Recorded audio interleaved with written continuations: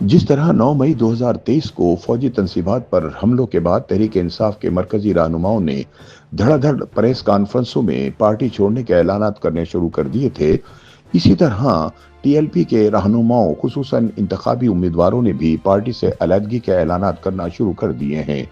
याद रहे कि हालिया दिनों में कलअदम करार दी जाने वाली टीएलपी के टिकट पर 2018 और 2024 के इंतखाबात में हिस्सा लेने वाले कई उम्मीदवारों ने अपनी जमात से लाताल्लुकी के ऐलानात किए हैं। इससे पहले टीएलपी ने 10 अक्टूबर को लाहौर से अक्सा मार्च का आगाज किया था, जिसका मकसद गजा पर इसराइली जारहियत के खिलाफ एहतिजाज था।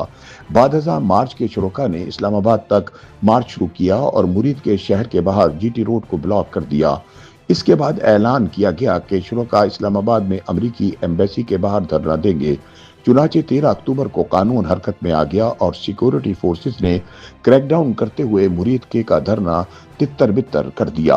इस कार्रवाई के दौरान साद रिजवी के हाथों एक एसएचओ मारा गया, जिसकी गिरफ्तारी के लिए छापे मारे जा रहे हैं। तहरीक लब्बैक के अंदरूनी जराये का कहना है कि अल्लामा साद हुसैन रिजवी और इनके छोटे भाई अल्लामा अंस रिजवी सिक्योरिटी फोर्सेस के हाथों गिरफ्तार हो चुके हैं और उनके साथ किसी भी वक्त कुछ भी हो सकता है।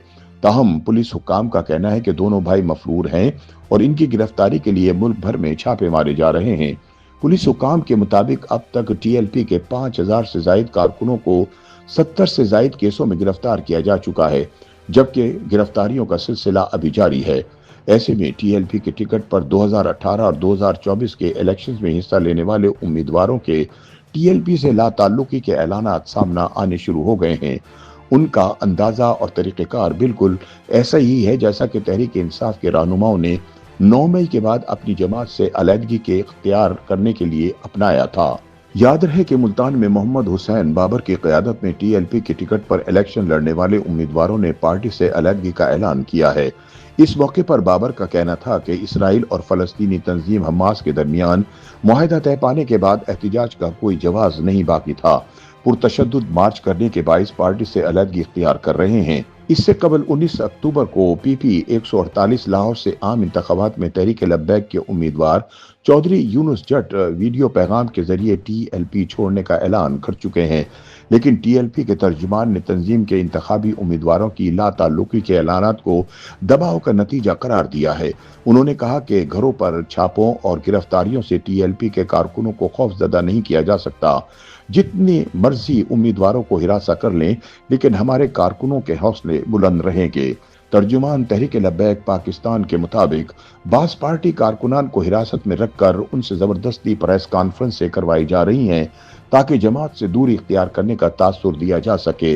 उनका कहना था कि ये अमल न सिर्फ बुनियादी इंसानी हुकूक बल्कि आज़ादी इजहार राय की भी सरासर मुनाफी है।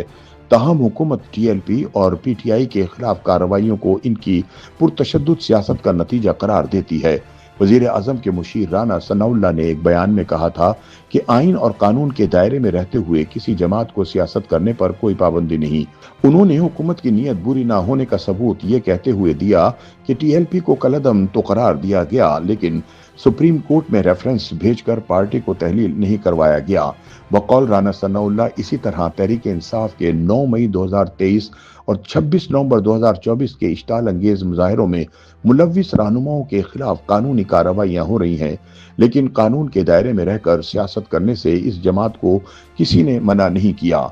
दूसरी जानिब तहरीक इंसाफ के तर्जुमान शौकत बसरा ने इन वाकयात को पाकिस्तानी सियासी तारीख की हकीकत करार देते हुए कहा कि सियासी रहनुमाओं या उम्मीदवारों से पार्टी छुड़वाने के हथकंडे बहुत पुराने हैं। पहले जमात इस्लामी, फिर पीपल्स पार्टी, इसके बाद दीगर जमातें ऐसे दौर से गुजर चुकी हैं। अब पीटीआई और टीएलपी के खिलाफ भी वही पुराने फार्मूले आजमाए जा रहे हैं। शौकत बसरा का कहना था कि सियासी जमातें नजरिए की बुनियाद पर बनती हैं, जिनमें लोग अपने ख्यालात के मुताबिक चलते हैं। जमातों के कारकुन या उम्मीदवार मुलाजिम नहीं होते जो तनख्वाह बंद करने या निकालने से लाताल्लुक हो जाएंगे। ऐसे जुल्म और जबर से किसी भी जमात को ना तो पहले खत्म किया जा सका और ना ही आइंदा उनका रास्ता रोका जा सकता है। सीनियर सहाफी और तज्जियाकार सलमान गनी समझते हैं कि सियासत में तशद्दुद नहीं बल्कि बातचीत से मसाइल हल करने होते हैं। उन्होंने कहा कि इन कार्रवाइयों के जरिए किसी सियासी जमात को सियासत से रोका नहीं जा सका। अलबत्ता हर सियासी लीडर ने मुज़ाकरात की मेज पर ही कार्रवाइयों से बचने और पार्टी को जिंदा रखने के रास्ते निकाले। उनका कहना था कि जो जमात रियासत से खुद को बालातर समझती है, इसके लिए इक़्तिदार तो क्या सियासत का मैदान भी दस्तयाब नहीं हुआ। लेकिन जिन लोगों ने समझदारी से मसाइल हल किए, वो अब भी सियासत में नुमायां हैं। बकौल सलमान गनी, पीटीआई और टीएलपी क़यादत चूंकि टकराव की सियासत पर यकीन रखती है, तो इनके लिए रियासत दी गुंजाइश निकालने को तैयार नहीं। ऐसे में देखना यह है कि तहरीक लब्बैक के मफरूर अमीर अल्लामा साद हुसैन रिजवी कब गिरफ्तार होते हैं और उनके साथ क्या सलूक किया जाता है। YouTube पर गूगली न्यूज देखने के लिए youtube.com की सर्च बार में गूगली न्यूज टीवी टाइप करें। गूगली न्यूज के पेज पर सुर्ख रंग के सब्सक्रिप्शन वाले बटन पर क्लिक करना ना भूलिए। YouTube पेज पर अपलोड होने वाली वीडियोस से बाखबर रहने के लिए बेल आइकन पर क्लिक कीजिए। आपको हर नई वीडियो के बारे में नोटिफिकेशन मौसूल हो जाएगा।